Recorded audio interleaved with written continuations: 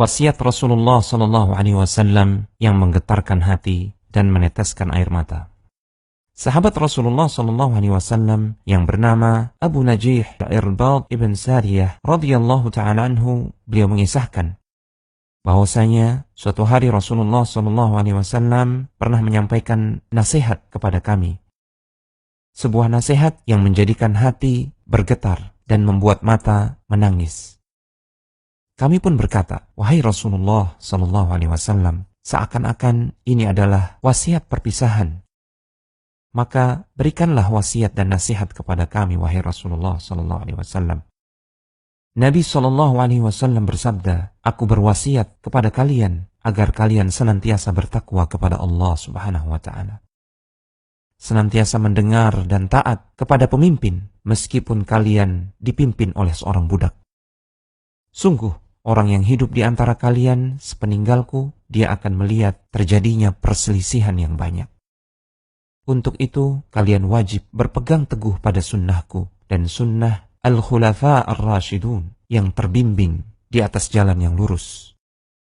Pegang teguhlah ia, gigitlah ia dengan gigi geraham kalian, serta tinggalkanlah setiap perkara yang diada-adakan dalam agama ini. Karena setiap bid'ah atau perkara-perkara yang diada-adakan dalam agama adalah kesesatan. Hadis riwayat Abu Daud. Ada beberapa fawaid atau pelajaran berharga yang bisa kita petik dari hadis yang mulia ini. Yang pertama, hadis ini menjelaskan tentang metodologi pengambilan sumber ajaran Islam. Sumber ajaran Islam atau syariat Islam haruslah diambil dari petunjuk Rasulullah Sallallahu Alaihi Wasallam. Baik itu petunjuk yang turun kepada beliau berupa Al-Quran ataupun wahyu yang semisalnya, yaitu sunnah. Kemudian petunjuk tentang syariat Islam ini harus diambil juga dari para sahabat Rasulullah Sallallahu Alaihi Wasallam, karena merekalah yang paling faham tentang Al-Quran, yang paling mengetahui tentang maksud petunjuk Rasulullah Sallallahu Alaihi Wasallam. Dalam hadis ini, Rasulullah Sallallahu Alaihi Wasallam memuji pemahaman Al-Khulafa Ar-Rashidun, karena beliau menggandengkan petunjuk Al-Khulafa Ar-Rashidun dengan petunjuk beliau Sallallahu Alaihi Wasallam.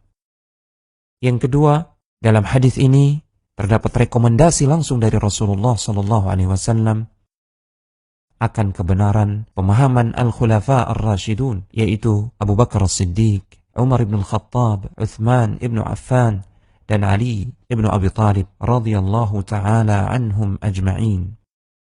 Merekalah yang paling faham tentang syariat Islam yang dibawa oleh Rasulullah Sallallahu Alaihi Wasallam. Maka kita juga harus mengikuti pemahaman mereka dalam memahami dan mengamalkan agama Islam yang mulia ini. Dengan kata lain, mereka telah mendapatkan jaminan dari Allah dan Rasul-Nya, jaminan akan kebenaran pemahaman mereka yang jauh dari penyimpangan dan ketersesatan. Memiliki sifat rasyid itu adalah tujuan semua orang yang menyambut perintah Allah Subhanahu wa Ta'ala. Allah Subhanahu wa Ta'ala berfirman dalam surat Al-Baqarah ayat yang ke-186, "Falyastajibu li wal yu'minu bi la'allahum yarshudun." Hendaklah mereka menyambut seruanku, perintahku. Hendaklah mereka beriman kepadaku agar mereka menjadi orang-orang yang rasyidin, yaitu orang-orang yang terbimbing di atas jalan yang lurus. Pelajaran yang ketiga dari hadis ini mengandung isyarat tentang metodologi atau cara kita berinteraksi dengan sumber pengambilan ajaran syariat ini. Ajaran Islam ini dan syariat ini harus diambil ilmunya dengan penuh penghormatan dan penuh pengagungan, dan harus dipegang sekuat tenaga. Bahkan Rasulullah Sallallahu Alaihi Wasallam menggambarkannya dengan beberapa ungkapan. Beliau mengatakan, wajib atas kalian untuk berpegang teguh dengan sunnahku dan sunnah para Al-Khulafa Ar-Rashidin.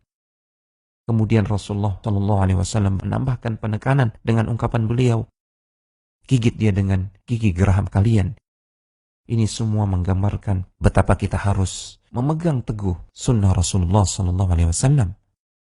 Jangan sampai kita berpaling kepada ajaran-ajaran lain yang menyimpang dari jalan Rasulullah Sallallahu Alaihi Wasallam dan Al-Khulafa Ar-Rashidun dan para sahabat yang lainnya.